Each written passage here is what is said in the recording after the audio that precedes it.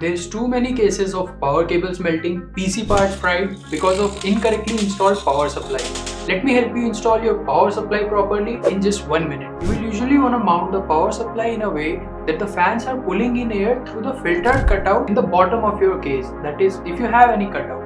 Now connect only the power cables needed for your components to the power supply if you have a modular one. If you have a non-modular or semi-modular version, for some GPUs like NVIDIA's Founder Edition, the 30 series card, there will be a custom 12-pin connect that will not be available with your power supply. While you are on the lookout for that, keep in mind that PCI and CPU cables look the same but are not interchangeable. PCI cables have a 6+2 orientation while the CPU cables have a 4x4 orientation. Also, it's worth mentioning that daisy chaining cables might not get the job done, so it's preferable to have separate cables for power delivery. Now you can take a sigh of relief, for you have installed your power supply properly and all your PC parts are protected.